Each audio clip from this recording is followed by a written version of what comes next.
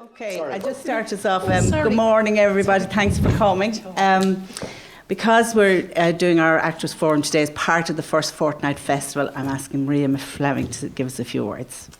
Thank you very much, Marion, and thanks to all the panellists for attending today and for our audience physically and online, which is how everything is happening in First Fortnight this year. But we're delighted that we're getting to do at least some events in person. I'd like to first thank Peter Gowan, the wonderful Peter Gowan, for supporting us in the festival, for being part of the festival with the fantastic Chronicles of Ogle. Please go and see it if you haven't seen it yet. We're running at a theatre near you. It's in Smock Alley all this week and next week. And we also then spoke to Peter about being part of the Friday forums because it seemed like just such a natural fit. So First Fortnight is Ireland's Arts and Mental Health Festival, run, you've guessed it, in the first fortnight of every year. And we are looking at the stigma attached to mental health. And we're concerned with the stigma attached to mental health for everyone, but for artists included as well. So to partner with the Friday forums was such a natural thing for us to do, and it's been fantastic working with Peter on that. I wanted to mention as well Minding Creative Minds, which is an organisation that has come out of First Fortnight and is now run as a separate organisation. And Minding Creative Minds is a free service available to anybody that works in any capacity in the creative industries.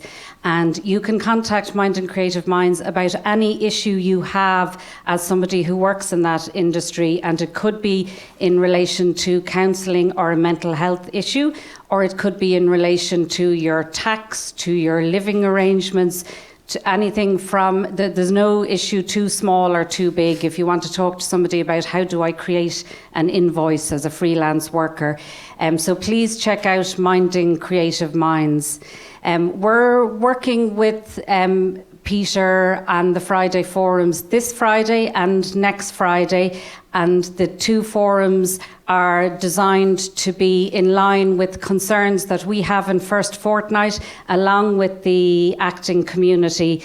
And I'm delighted with the amazing panel that we have here today and next Friday. So thank you all for being here, as I say, in person and online. If you'd like to check out other events that are part of First Fortnight, you'll find those on firstfortnight.ie. That's firstfortnight.ie. Thank you very much, Marion. Thanks a million, Maria. So I have a few acknowledgements just to get out of the way before we get started. And just for those of you who aren't familiar with the forums, Fight2Flight Theatre are the artists in residence here in Smock Alley for a year, which commenced last August 2021. The Chronicles of Ogle, as Maria mentioned by Peter Gowan, is the current production here on the main stage of Smock Alley. And as part of the Artists in Residence programme, Fight2Flight and Smock Alley are presenting this series of Actors Friday forums dealing with professional development and actor welfare. And this initiative is generously supported by the Arts Council, with additional support by the Irish Theatre Institute through the Accelerate programme funded by Rethink Ireland. So this forum is one in a series of 10. The event is being recorded and will be available on the Irish Theatre Institute's YouTube channel as part of the Accelerate programme. My name is Marion O'Dwyer and I'm part of the moderator team. And I'd like to welcome our wonderful panel of actors Pauline McLynn and David Herlihy, casting director Maureen Hughes, and yoga practitioner and actor Niamh Daly. So each member of the panel are going to speak about the issues surrounding our topic today, which is titled Rejection and Resilience in the Acting Profession. And there'll be a Q&A session afterwards. Obviously, coping with the process of auditioning and not getting the job is part and parcel of being an actor. The uncertainty, the disappointments. And unfortunately, some performers get discouraged by this process and leave the profession, which can be a great loss to all of us as well as the person themselves. But there are so many anxieties that lead to stress and can create a toxic effect on actors' wellness. So we're here today to try and find some solutions, some tools, and some positive aspects to this part of the process. How can we learn to rethink our approach to the process? How can we learn to lessen the impact of not getting that job? And we've all, as actors, I think, had the dark night of the soul where we didn't get the job we had our heart set on. But we're all still here, so something worked, some resilience worked. So if I turn to David Herlihy, if you want to say a few words on what you've experienced. Yeah, thanks, Marion. I was just thinking of when you were saying about, the feeling of, when you don't get a part and whatever. I was, are we mic'd? Yeah, just maybe bring it a little bit closer. Oh yeah, sure, thank you. No, I was just thinking about that, when Marion was talking there about resilience and, when you don't get a job and stuff like that. I remember, the first few times that happened to me and how I felt. It's not a nice feeling because, of course, you do take it personally. That's, we're human beings, we do take things personally. But for me, the key was always that I knew what I was getting into, or rather, why I was getting into it. I was talking to somebody recently about being in the civil service before I became an actor. I mean, I did various jobs. I mean, I left school, I didn't really know what I wanted to do, So when I got to the point that I decided to become a professional actor, I'd already been through a process of taking night classes, of doing amateur dramatics, of taking a lot of workshops and stuff. I was living in London at the time.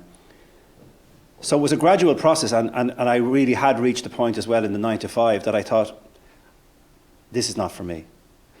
I had a permanent and pensionable job, and it was like a death sentence. I thought, no, if this is what security is, then I don't want it. And I remember handing in my notice, and I was very happy to hand in my notice. So I knew what I knew what I wanted. The question was, would it succeed or not? Could I have a career? But I knew. I mean, I remember somebody saying to me in England. They said, "Well, what you should do is write to all the repertory theatre companies, of which there were many at the time. This is sort of the early '80s." But they said, don't be too disheartened because you're likely to get a series of rejection letters because, you won't get a job with the repertory companies.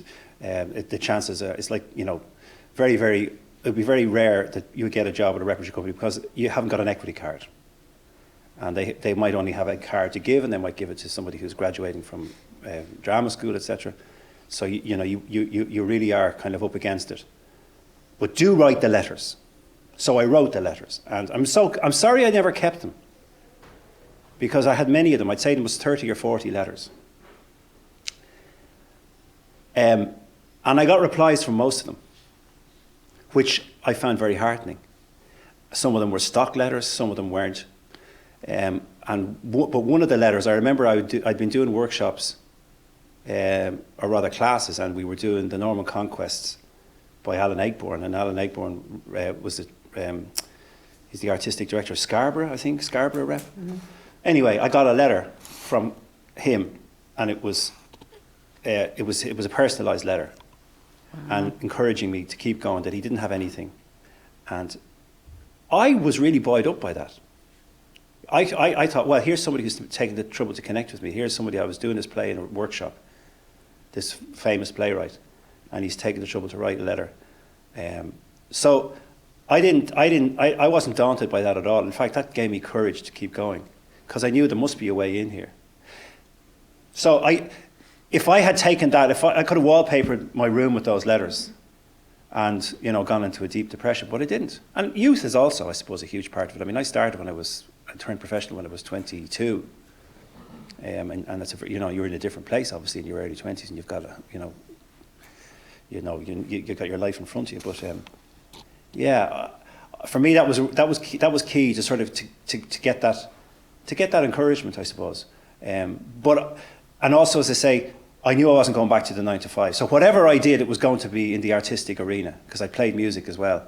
And most of my friends were either freelance artists or musicians or whatever. So I knew that was where I was going to spend my life, no matter what I ended up doing.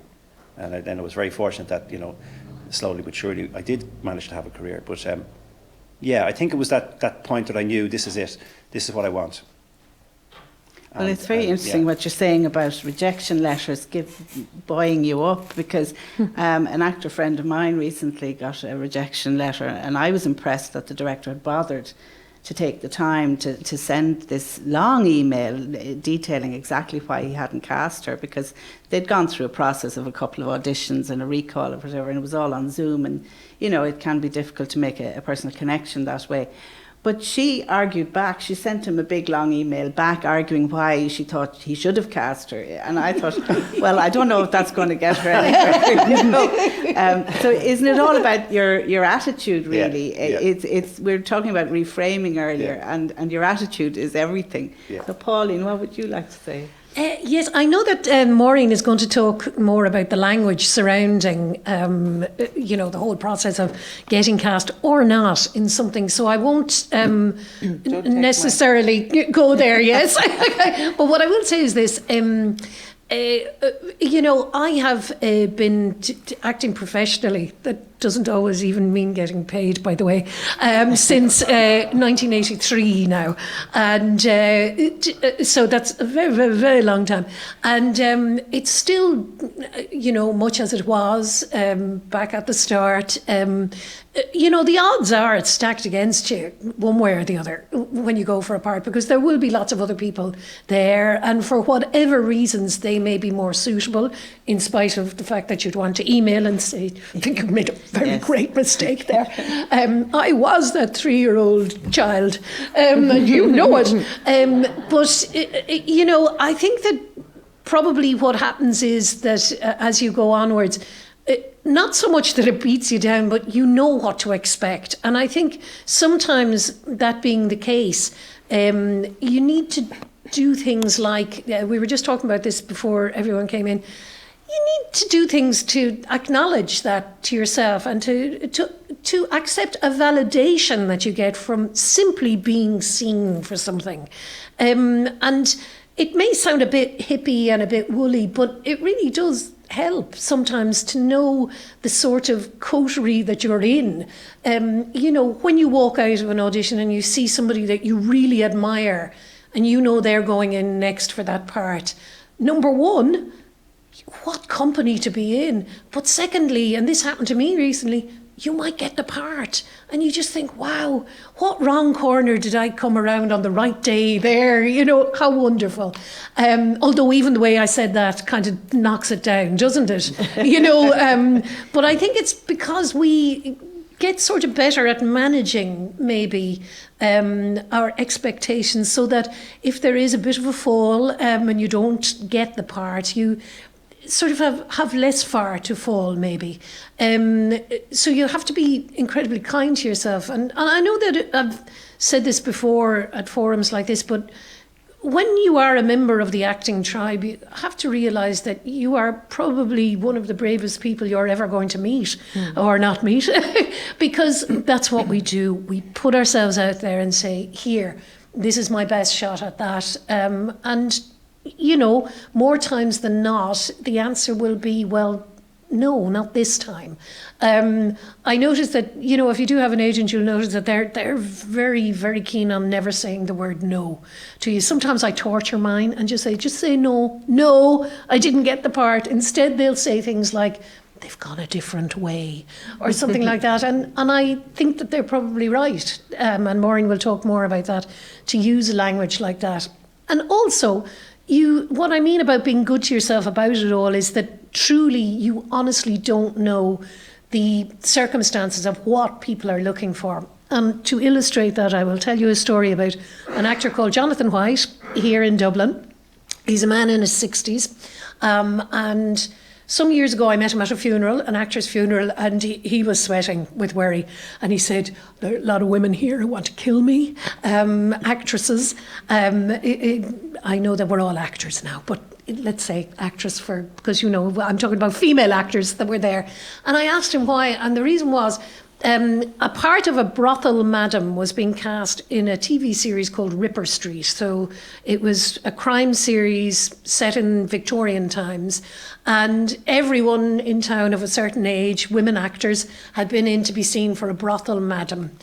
And Jonathan White a man in his 60s was cast in the role. So they really did go a different way. And it was back in the day they used to drag up, men could drag up and be running the brothel. So historically, bang on. But so, you know, sometimes when it sounds like an excuse why you didn't get the part, no, not so. It could be just genuinely the truth. So, you know, I guess from the start in 1983 to here, I'm still, you know, busy not getting more parts than I get. And you know, in so many ways it doesn't get any easier. In fact, you might argue that it gets harder. But what company we are in, and as long as you are good to yourself, I think that, you know, you'll always be able to see just a glimmer of, you know, why it was that it didn't happen for you. And best of all things, sometimes you'll see the thing you didn't get the part in, and you might think whoever did get the part was absolutely shite in it. That's happened as well. So, you know, there are many ways of digging yourself out of any slough you might find yourself in. So there. Well, yeah, I mean, I'm always saying about being an actor, you have to have this paradoxical thing of having the hide of a rhinoceros to take the slings and arrows, but also you need to be open and sensitive and vulnerable to do the work and to put yourself up there. So you kind of have this paradox going on all the time. But I think a big thing for actors is to not take the business personally. Mm-hmm. You know, once you take it personally, it becomes too hard to manage, really. Yes, you know. And you have to as well look at things like, for instance, like we've so far just been talking about the audition process. There's also the process through which, you know, if you do get the part and you put it out there and you go, there, this is the very best I could do on the day, there it is. And then people make a judgment on it. So there's that as well. You know, it doesn't just stop at, you know, say you get the part and you think, yay, that's the most positive thing ever. There'll be criticism, you know, or not. So you have to learn how to deal with that as well. I mean, I'd never read reviews until after. No. Sometimes I don't read them at all for the run of a play. And sometimes I will if somebody says that you're safe enough after it's all done. Yeah. Because, you know, by the time you're in a play and the whole lot, it's decided then. You've decided what you're presenting to the people, and, you know, it may or may not pass muster. So, you know, there are so many levels. It doesn't stop just because, you know, you did or did not get a part. You know, it's ongoing. So That's true. It's, and I think also we are our own worst critics. Oh, for sure. We have critics in the paper printing things that might be judgments against or for what we did, but we're our own worst enemies. And we will only ever believe the negative things. If somebody mentions something, and I've noticed this, and this is why I stopped reading reviews of things, you know, you'll see if there's a criticism, you go, I knew it! I knew that was wrong! I knew I was wrong! No, you didn't. If you knew it was wrong, so you wouldn't have done it. You know. I came into the theatre one evening, I was doing a show, and I was playing a leading role, and I was thrilled to be playing the part, and it was a tough rehearsal process, etc. And so I came in this particular night, and the Irish Times review had come out, and I got a stinker, you know. I was really embarrassed and self-conscious because I'd never, you know, I felt really vulnerable. I felt very exposed. But I was sitting in the dressing room putting on my makeup, and my fellow actors were either side of me, and I just think to myself, oh, they know, oh, they've read the review, yeah, really, I'm shite, haven't I? Yeah. But funny thing happened, and it was probably because I was very experienced at the time. I kept looking at myself and putting on the makeup and saying, well, what do you think? Well, I think I'm doing a good job.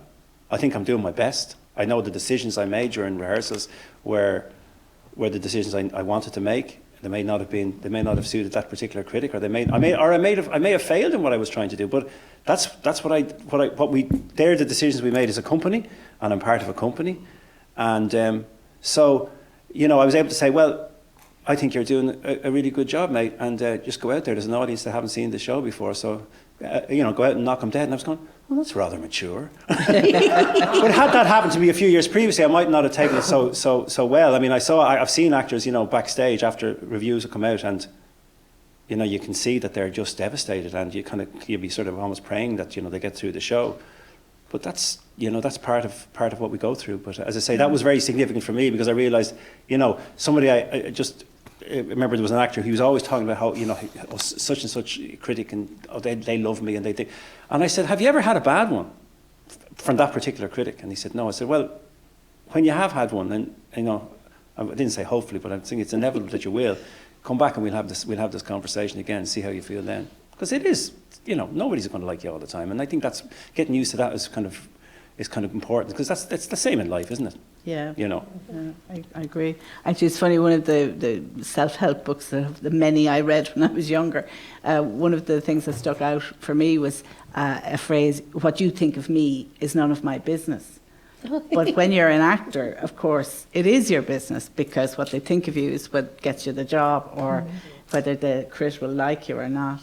But anyway, Niamh, you have a different perspective on all of this, because as a wellness practitioner, as well as an actor, I'd love you to talk about what we can do to, reframe things when we come out of an audition, that sort of thing. Yeah, thanks for having me on the panel. I think it is mostly because I have a 30-year career in rejection that I'm here from. A 30-year career in acting, which is a mixture of rejection and acceptance.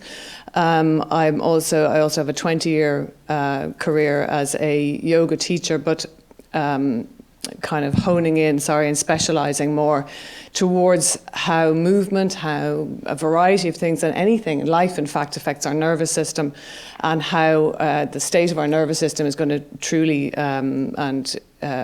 impact our mental health, and cumulatively. I think, Pauline's and David have both kind of pointed out strategies that actually that they've instinctually used that are partly to do with supporting the nervous system, which is fabulous, that we have an innate sense of how to support our nervous system. But there are also ways, the nervous system is called the autonomic nervous system, which is actually a misnomer, because it's not really just automatic. There are ways that we can intervene to ensure a more positive reaction in our nervous system. And part of that is, for instance, acknowledging that you're part of something, as Pauline was saying. You walk into an audition and there's somebody you really admire who's in the same audition with you. You're also part of this community who experiences, is it 95% unemployment? So, you're part of something. And what our nervous system does when we're rejected is, there's two things that happen. One is that it destabilizes our sense of belonging. So one of the things that I would recommend that you do the moment you feel, okay, I've been rejected for this role, or you walk out of the audition and you just feckin' know, the way those ones where you're walking out of the door, you're going, oh God, forget it. The first thing is try and connect with your tribe, so that you recognize, your system recognizes that you're still part of something. So that would be giving a pal a call, doing that stuff that we automatically do, ringing up and going, God, I was in with Maureen, and just see the look in her eyes, oh my God, she was bored out of her bicky. Do you remember what she does? She does that thing with her hand.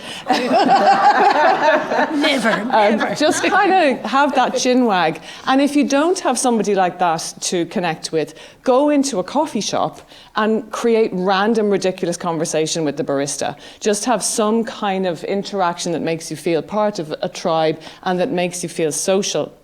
Because social interaction is one of the things that supports the vagus nerve, which is the nerve that stimulates our parasympathetic response, the opposite of fight or flight, the rest and restore nervous system. And this is how we can take this autonomic idea away from our nervous system response and take some responsibility for how our system reacts. Because once our nervous system becomes long-term jangled, it resets homeostasis. So, sorry to be jargony, but homeostasis is the level of our body's functioning, of our system's functioning at a range compatible with survival, which sounds kind of boring. And the great thing is that humans actually seek higher than a range compatible with survival. We also seek a homeostasis that is actually about pleasure. We're hardwired to seek pleasure and avoid pain. But part of that, unfortunately, is that we're also hardwired to have a negativity bias, which is a little bit of what Pauline was talking about, that we look for the negative. And that can be helpful because it's a survival mechanism. It means we don't walk into the lion's den. But it also is that stoical thing you can do before you go into the audition of like, oh, I'm probably not going to get it anyway, so that the shock of not getting it is less severe. So we're hardwired towards this negativity bias, but we as humans seek pleasure above pain. But when we stay with the story of rejection, our homeostasis starts to drop. So we go into a state of nervous system well-being that is towards the depressed and the ineffectual and the internalized. And it'll stay there every time you feed it with the, they don't want me, I'm too pretty, I'm too ugly, I'm too fat, I'm too thin, I'm too small, I never get the job, it's unfair. All of that stuff that we tell ourselves in that worst moment where we just get bloody angry will feed the homeostasis reduction. And the downside of our system is that when homeostasis starts to drop and stays low, our system chooses that as the new homeostasis. So it never corrects back up to the original homeostasis. So when we have normal stress peaks and troughs, the system immediately resets to homeostasis. But it'll start to be fooled that this is the new homeostasis.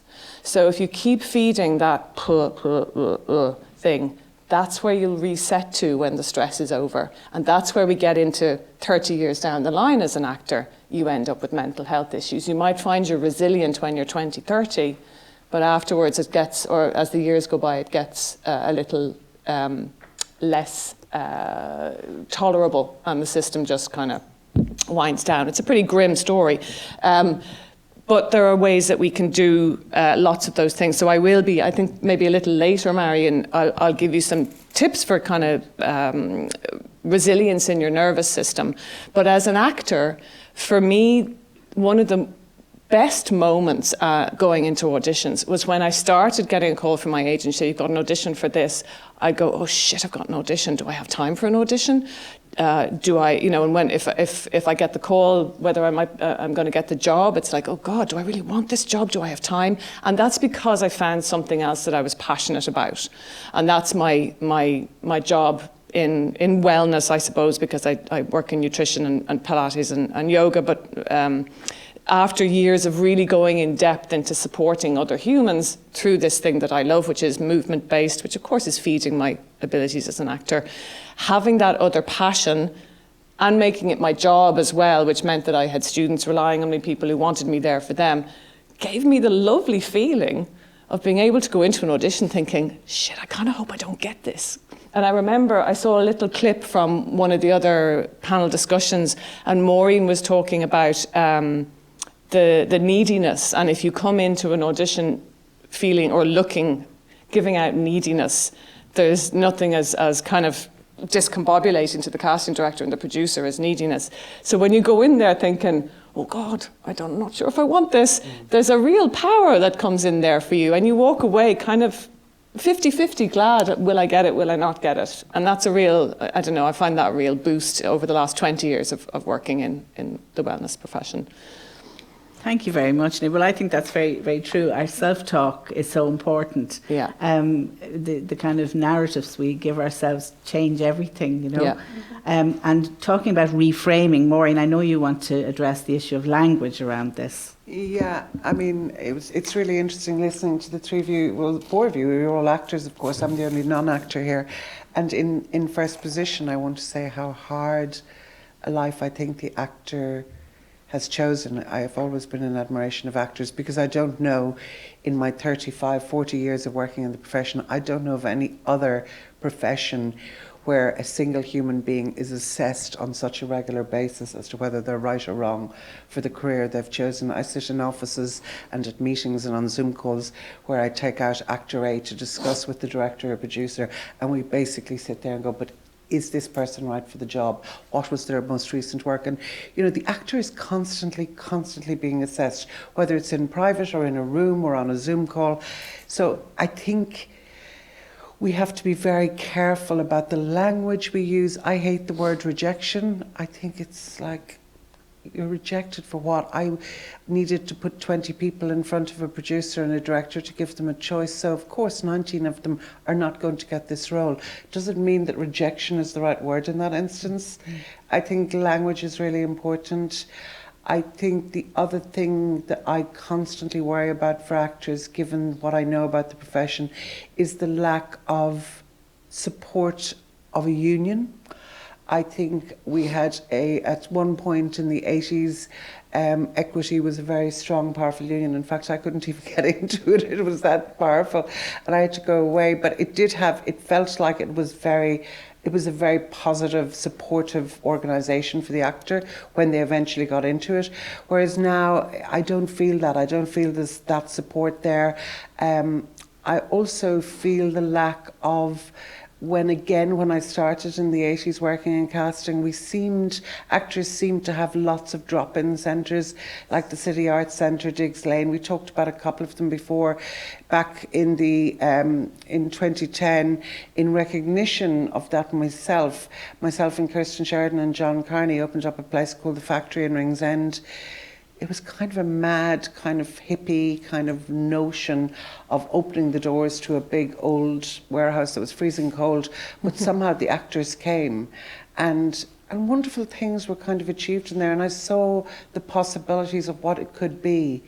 It was a fantastic support network, and we hadn't even time to develop it properly to get people like Niamh, for instance, to come in to run that kind of class that she runs. We never got that time because Niamh came in and threw us out to build a bigger office for Google, where no Google employees now go because they're all at home. So the entire of Google Street and Barrow Street is now completely ridiculously unusable. But I do, for me, in the last 20 years, what I've noticed is the removal of support structures for actors, and support structures in terms of, in a way that's why, Peter, these discussions are really good, because I think we're being invited to articulate what it is we see. I come from the other side of the other side of the door that you guys are on. I know how bloody hard it is. As I said, the reframing of the language is really important to me. I sit down, when I have to tell the 19 people that they're not the one that's chosen, I go through this horror of the email every time, and I go, do I say we went in another direction, or this is a pass on this occasion? Anything but the word rejection, and even the word this is a pass from the director, is kind of damning to me. I still search for the right kind of language to say, this didn't go your way this time, it went another way. But I did see you, or the director saw you, and you were one of the 19, and there was 500 that really wanted to be in that room and they weren't. But you don't want to be past remarkable, or that's not the point either. It is a very tricky profession. It needs a huge amount of support. Yeah. Anyone who works in acting needs a huge amount of support. Can I ask Maureen a thing? And I think it's true to say it's more of a statement than a question. You really do actually understand the process of auditioning, perhaps even more than you think, because isn't it true to say that if a job is being cast, all of the casting directors are up against one another for the job? Oh yeah. You know, sometimes you have to audition as well, I don't just you? auditioned last night for a job I absolutely know I won't get, because they're auditioning all of us here, and I just know I don't have what they're looking for. I already know that. And it's a really big job, and it's an awful lot of money. Kind of, as Stuart Carlin once said to me, is it yacht money, Maureen? And if it's not yacht money, it's kind of yacht money, not quite yacht money. But yeah, we do. And yet, when we get a job, it is slightly better paid. You might go for a job on a BBC drama and end up with 3 days. I get the job, I get a full fee, if I get the job. So it's slightly different. Sure. The chances are, yes, I do audition for jobs. We all have to now, because when I started out in casting in the mid-80s, I was the only one working in theatre actually, and outside of that, it was Nuala and Frank was just starting out, and John and Roz who had moved to London. So there was nobody here really. There was no competition. Whereas now there's lots of competitions, lots of very good casting directors in Ireland, and we're all up against each other for the jobs that are coming in. And yet, if I get a job, it's enough to secure me for 3-4 months. Sure. Whereas an actor going for a job might just end up with 2 days and work really hard to get that 2 days. Sure. It's an interesting one that I remember about 20 and more years ago. So obviously those brain cells that remember that are about to die on me if I've remembered this.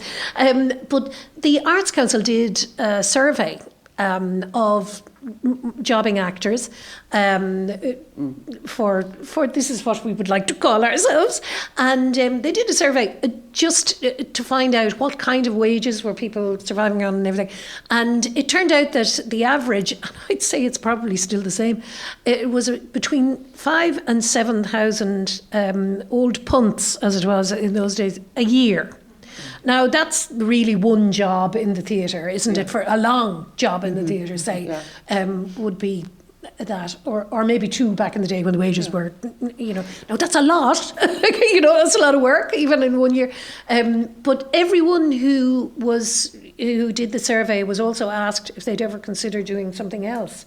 And they said, no, this is what I want to do. A lot of them did have another string to their bow, at the time there were a lot of landscape gardeners, I recall, because, it's the old thing, if you can't be happy in a garden, you cannot be happy anywhere.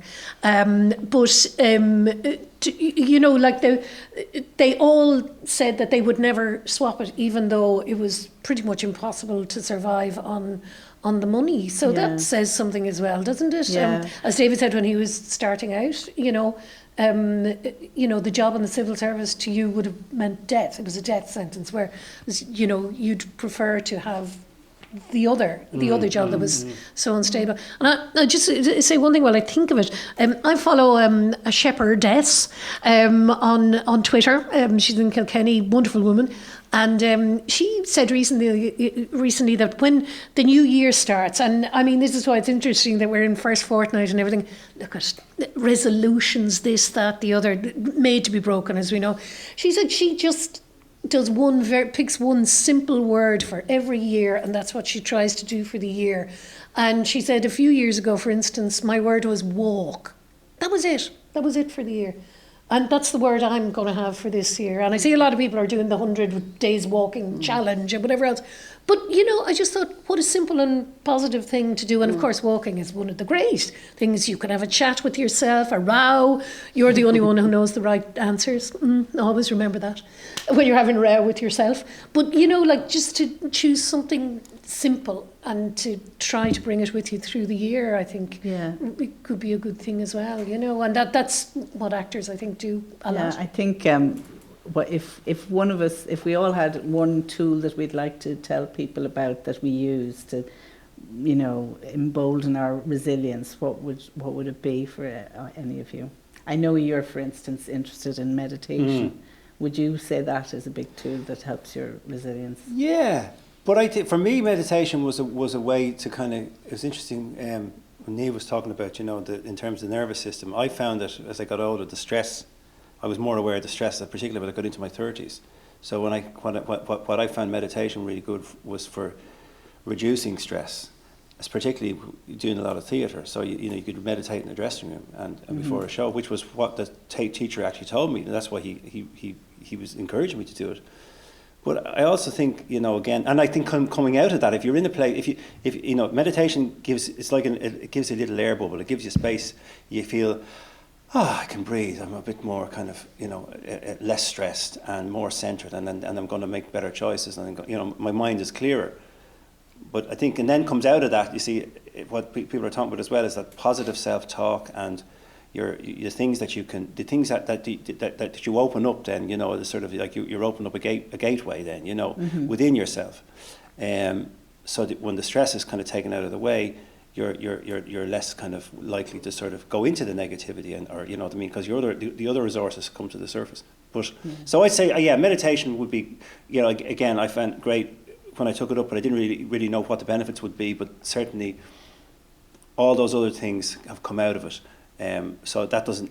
I wouldn't necessarily put meditation first now, because I'm the other things. I can see the other things much more clearly. Like, and even Pauline is saying, like walking. I find walking amazing people. Walking can be a meditation. There's so many things that you could say. Well, that's the same as a meditation. But it definitely was the gateway for me. So I would definitely recommend it. But yeah, I think it's just having space within yourself, so that you're sort of you feel much more comfortable in your own skin, so that when you're going to auditions, or when you're working, or when you're sitting on your own for too long, and you're prone to kind of get into negativity, or you're worried about bills and all that kind of stuff. Just coming back into yourself and being able to sort of look at life more positively, I suppose. Yeah. I think as well, that the business itself gives you a great way to, to displace, if you like, the negativity. Just enjoying the work that's out there. I watch a lot of television. I think that's very important. I love the movies. I love TV series, and I'm well beyond the point of going, I will always say, oh God, I wish I was in that. That's the greatest compliment, you can give anything, isn't it? And these are very early ones that I was up for, or anything, Similarly, you can watch one that you didn't get and think, oh, I dodged a bullet there, or something, though the money would have been nice.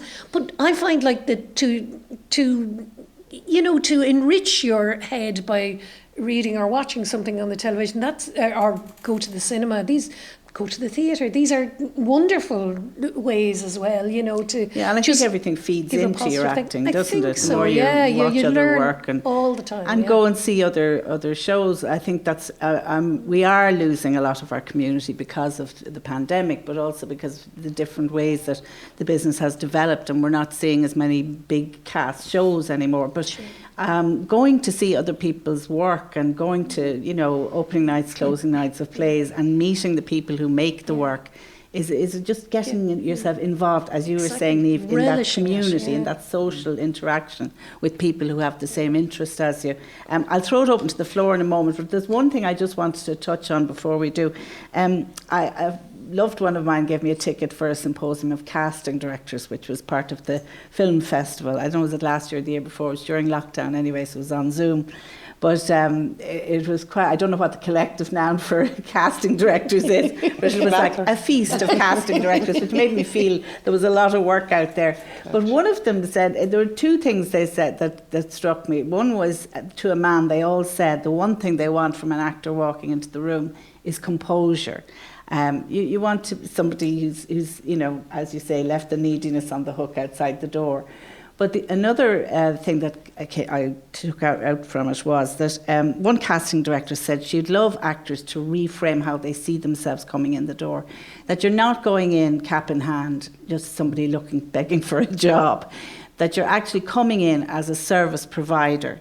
Just giving an example of the service you would provide were they to give you that job. So it's just a sort of a positive reframing of the same thing, but you're sort of gives yourself a little bit of a boost going in, not feeling down on yourself, So has anybody got any questions? I don't call it progress, I have to say, and I think the pandemic has really brought it to a new level. I'm fighting to get the room back. I miss the room. That's my latest rant.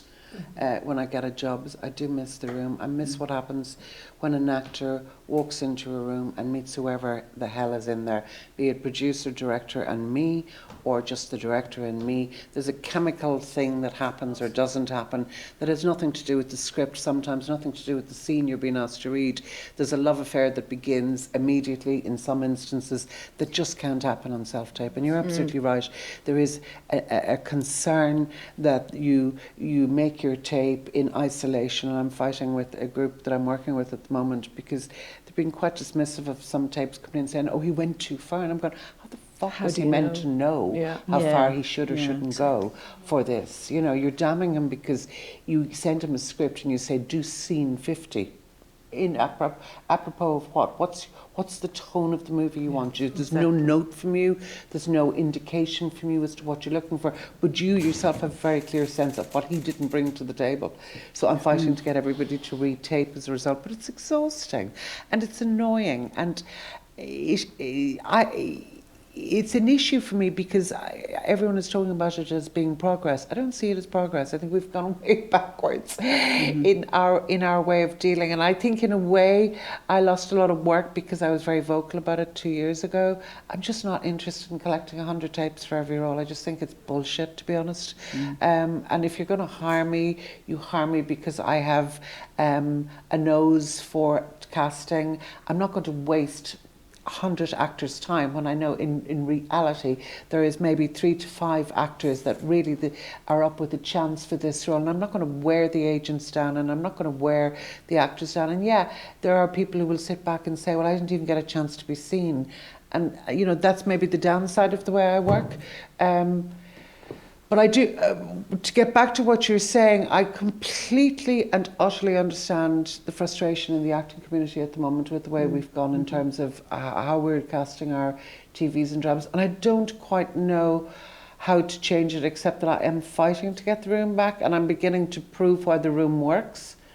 But it will take us a while. It definitely means that you can get direction. COVID has not been kind to this argument because we can't get into a room. I can't have a waiting room with actors. I can't have a small studio with 4 people in it and a cameraman 5 breathing the same air. It's just quite tricky at the moment. I mean, the upside of the self-tape process is that more people get a lottery ticket, and that is all it is, because as you said before, it's 20 seconds they're going to watch of it. And I think we have to divorce ourselves from the personal pain of learning 5 pages of dialogue and working on it, knowing that maybe only 20 seconds of it will be watched.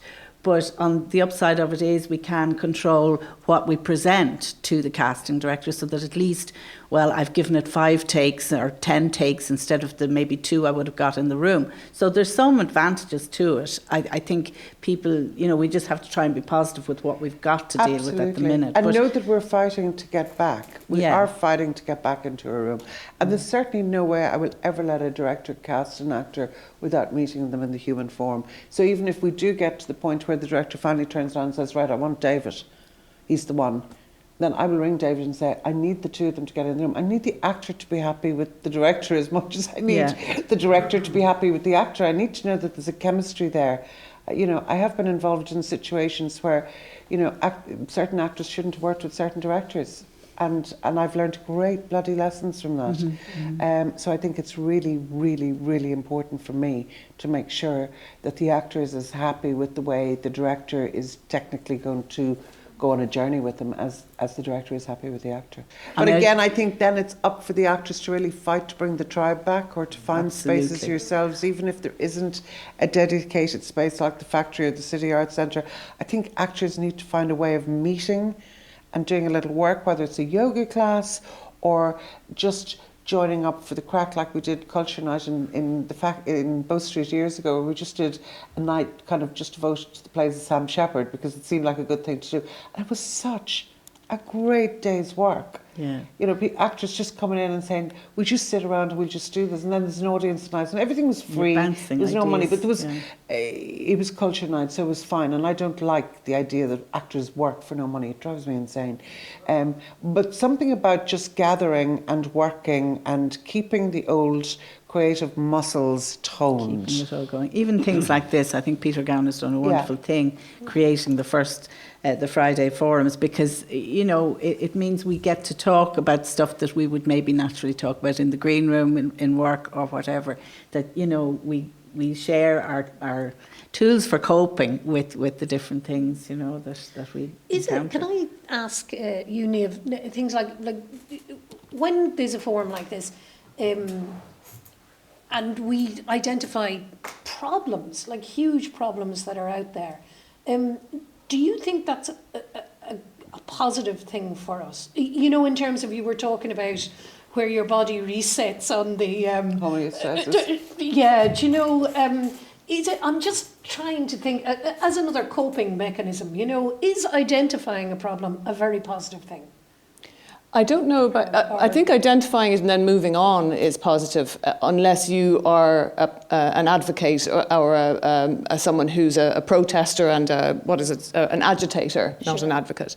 So if you're someone who wants to take on that issue, then yeah, absolutely. So maybe you want to go and create a group who goes and lobbies the casting directors and the producers and put some fire take the fire in your belly and do something with it, then it's useful. But again, once we get stuck with repeating the same complaint to ourselves and to each other, then we're adding fire to the discontent. Yeah. And we're also adding fire to this sense of having no control. And one of the definitions of stress, of chronic stress for humans, is something difficult without an end point. So when you don't know it's going to stop, it's extraordinarily stressful. So unless you have a plan of action to make this stop, just getting stressed and angry about it without knowing if that's going to have any benefit is not beneficial to your resilience. So you're much better off to make the complaint and then move on, and that's where having something else to do that puts fire in your belly is really important, or that you're passionate about. CBT is a really useful tool to find all these kind of new ways of thinking that don't feel like you're sugarcoating things. So CBT, for instance, is about finding more neutral phrases for something that you tend to go towards the negative. So rather than working to stop thinking I'm rubbish and nobody wants me, and turning into I'm actually so fabulous they don't understand how fabulous I am and they can't even see me, I'm so blindingly fantastic, is to find the neutral reaction. This is a normal part of an actor's life. I'm part of a tribe, whatever that is, so that the reaction to the thought. So if I can do a little CBT exercise with you if you want. CBT is cognitive behavioural therapy, is it? Cognitive, I was just cognitive behavioural therapy. So I use it mostly to help people with sleeplessness and anxiety. And the one thing that would feed sleeplessness and anxiety and anger and discontent is refeeding yourself the story. What's the story behind it? So if you want to do this little exercise with me, you can, if you're struggling with sleep or anxiety at the moment, go ahead and do that. Or if you're an actor and you're thinking about trying to develop your resilience to, say, when you walk out of the audition knowing you haven't got it, or when you get the call from your agent saying they've gone a different direction, imagine yourself in your worst state. So when you're not being the best version of yourself, okay? So you can do anxiety, sleeplessness, or this moment of feeling, oh crap, I haven't got the job. When you're at your worst self, what's the first thought that comes into your head? Just have a little think. Might be, oh crap, they're just idiots. Might be, it's unfair, I'm victimized. That would be the case in sleeplessness often. Might be, I don't get cast because I'm too X, Y, or Z. If only I was a bit more A, B, or C, I'd get the job. Or I'm awake now, I'll never sleep again. And if you think about that difficult sentence that's popped into your mind, that one where you're really judging the situation as intolerable, what feeling would that create underneath? So if it's, I'm too old for the job, they don't like my wrinkles, the feeling might be a sense of, you might get low because you're getting older, or you might get angry because you're a feminist and you don't believe that age should matter and all of that stuff. So what's the feeling under that thought? And then what behavior does that feeling generate? So the behavior might be, I go and I have 6 pints and give out about it. The behavior might be, I go on a crash diet or get Botox. The behavior might be, if it's a sleep thing, I toss around in the sheets and I can't get to sleep anymore because I bring my stress levels up. I increase my cortisol. And then if you look back, if I had you writing these things down, I'd get you to look at that sheet of paper and see what percentage of those is negative. And it's going to be 100%, most likely. And I'm not asking you now, I'm asking you not to look for the 0% negative. Could you think of that first sentence and find a more neutral alternative? So if it was sleeplessness, The neutral alternative might be, instead of, oh, bloody hell, I'm awake again, why does this always happen to me? It might just be, I'm awake now. So it's true, but it's not inflammatory. So the same about your audition. You come out, maybe instead of, you know, I'm too old, I'm too fat, I'm too thin, I'm too quirky, I'm too beautiful, they don't understand me, they're idiots. It could just be, that was what it was. So what more neutral phrase could you come up with as you're walking away with that feeling of rejection? And what feeling would that engender? What feeling would come under that? Much less likely to be anger or low or whatever it is, or anxious or deflated. And then what's the action that comes out of that new emotion? It's, I get on the bus and I go home and I make a cup of tea and I put the laundry on, or I check my emails and there's another audition in. Yeah, exactly. Yeah. So you get on with stuff. More likely you're going to get on with stuff neutrally. So while cognitive behavioural therapy isn't changing the situation, it is very gently and achievably changing your reaction to it. So you're not feeding the story. That's quite because then the realistic next as well. time you go in with the story, you go into Maureen's office with neediness. Or the next time you get into bed thinking, I'm never going to sleep. And then that feeds the issue. So that would be my reaction to when I now get plenty of sense of the unfairness of X, Y, or Z, whether it's acting, theatre, whatever it is. I'll give it some airtime. You need to give it airtime. That's the only other thing I'll add before I stop for the moment, is that we do need to validate the feeling. Yeah. So we do need to be allowed to come out of that audition or hang up the phone to our agent and just go, ah! And one of the best ways, I can feel it right now, actually, the little bit of nervousness I've had has just dissipated. So one of the best ways we can release stress hormones is shaking, shouting. Roaring.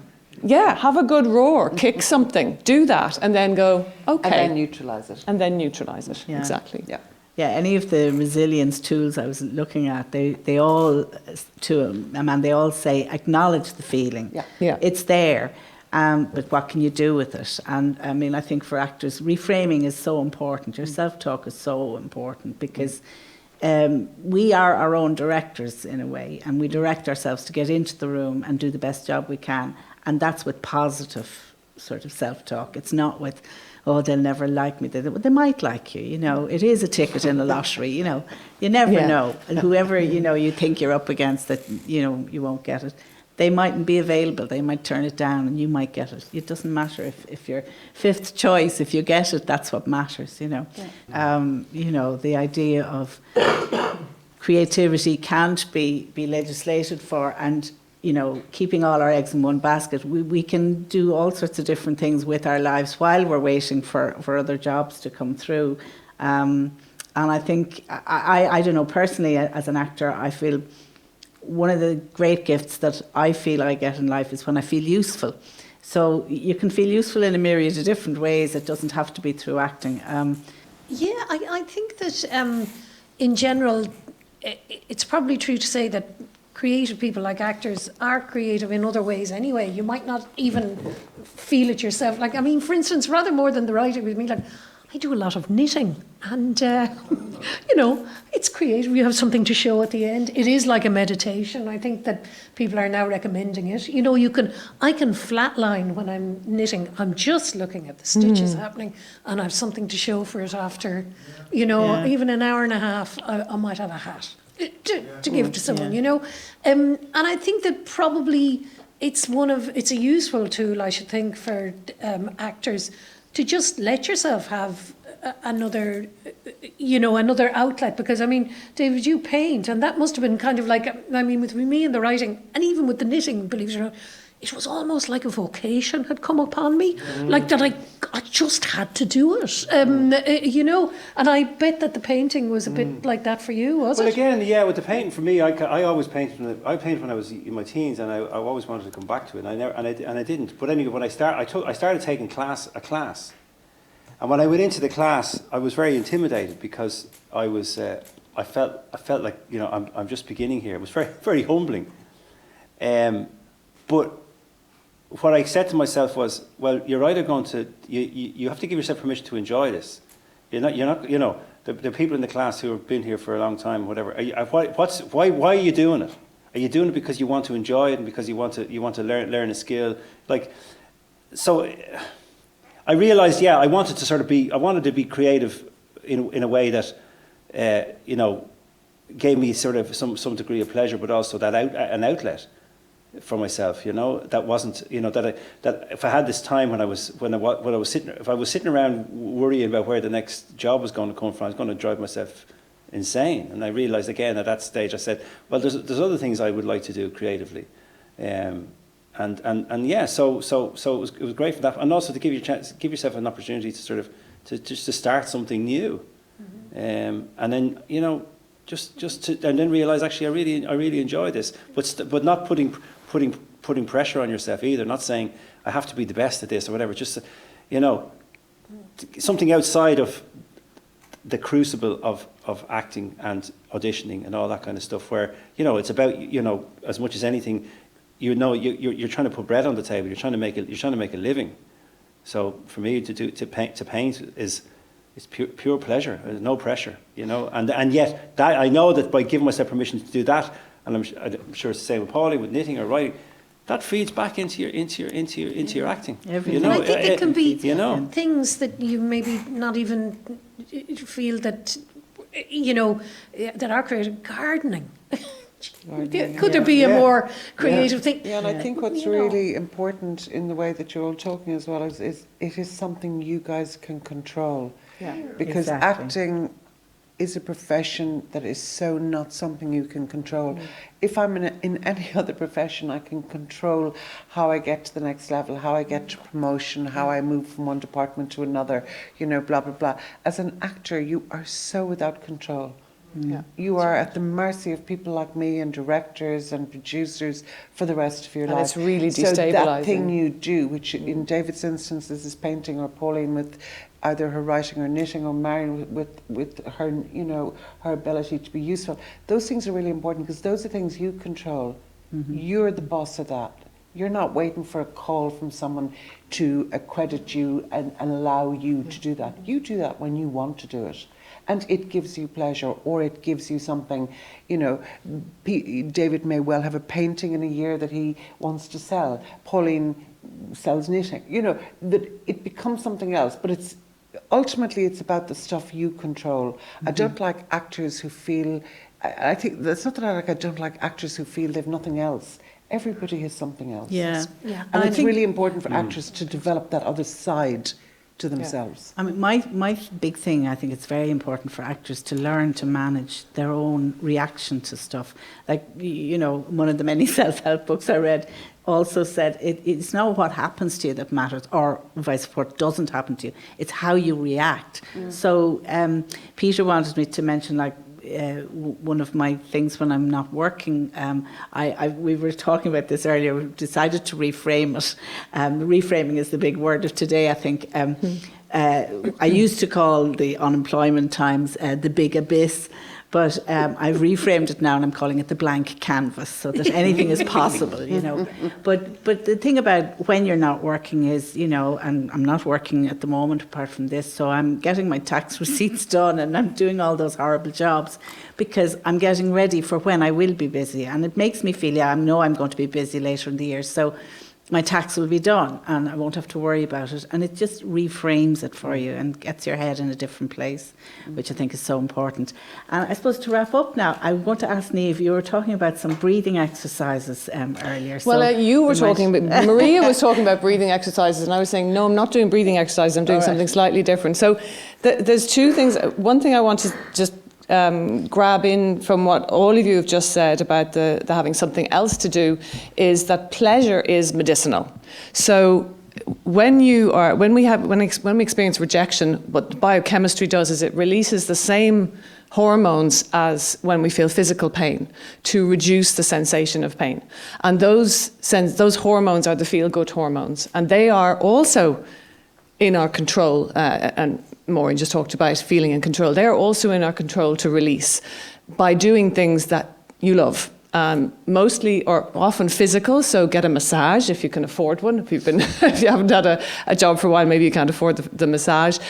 Meet friends, be social. That was one of the things that I was saying to you about the nervous system. Cold exposure, doesn't have to be cold swimming, but going out in the cold air is a really good inducer of the feel-good hormones and a reduction of the sympathetic nervous system response. Meditating increases serotonin, but it doesn't have to be meditating. If you're not a meditator and you can't go and hang out in your living room for 20, 30 minutes every day, and you're not that kind of person, meditate on the bus on the way home. By doing something like this, and try this now with me, if you just look straight ahead,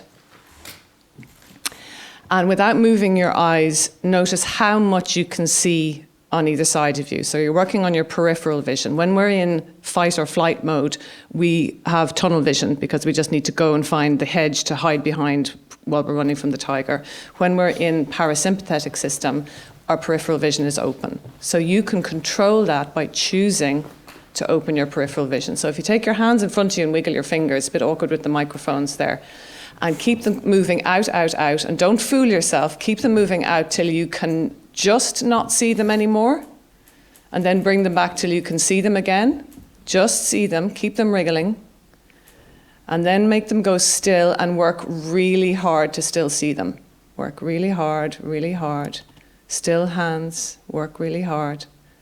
And you can even do this with your eyes closed, looking straight ahead, but working on your peripheral vision. And you might find that you feel a little smile come across your eyes. Maybe a little smile across your mouth, maybe across your chest, a broadening of the body.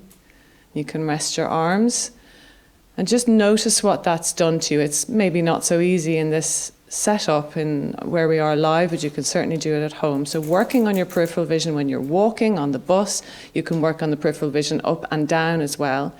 Brings your body into a state of ease. So that's one little hack that I use all the time. Humming, singing. Put on your favorite music, sing like crazy and dance like a lunatic around the kitchen. And if you're walking home, put on music and sing along like the crazy person. My favorite hashtag that I invented was Be the Bonkers Lady, which means just do the shit that makes you feel good in whatever circumstance you're in. So what I want to finish with, though, is something that Maria, who asked me to come up here today, she is someone I work with professionally, and she loves these things called saccades. And what saccades are is they're a brain stimulator, and they allow your brain to have enough challenge that other things go out the window. So I'm going to ask you all, before we do these saccades, right, is to just stand up. I hope that's okay for the film. And without having any aim at all, you're not trying to get anywhere. And don't do this till I've finished describing it. You're going to reach down for the floor, but you're going to stop when your body first says stop. There's a little bit of discomfort, a little bit of pain, or just at the moment that your body says, look, that's enough. There's no aim. So just go down and see how far you go. Not an end in sight. Notice when you stop. Just remember that. Come back and sit down. Without falling. Too much sherry for breakfast. We break the microphones and everything else. There's two things we could do here. One is the breathing that Marion was talking about, and I'm not going to do that. I'm just going to say that breathing at a rate of about 5 breaths per minute into your belly is also calming for the nervous system. But as a little gift to Maria, who's disappeared, we're going to do these saccades. So looking straight ahead, I'm going to let you, or get you, to look up and look down. Don't move your head, look up and down. Don't move your head up and down. You're going to try and follow my rhythm. Look up, down, up, down. I might speed up and slow down. Look up, down, up, down, up, down, up, down, up, down, up, down, up, down. Look right, left, right, left, right, left, right, left, left, right, left, right, left, right, left, right, left, right. And then I'm going to get you to put your thumbs one up and one down, and look up to one thumb, down to the other. Up, down, up, down. Don't move your head, just your eyes. Up, down, up, down, up, down, up, down. Now I'm going to get you, take your hands down, and you're going to look straight ahead. And when I say up, you're going to look down and back to center. When I say down, you're going to look up and back to center. So basically, you're going to do the opposite of what I suggest. And you're going to do it with my rhythm. So looking up, looking up.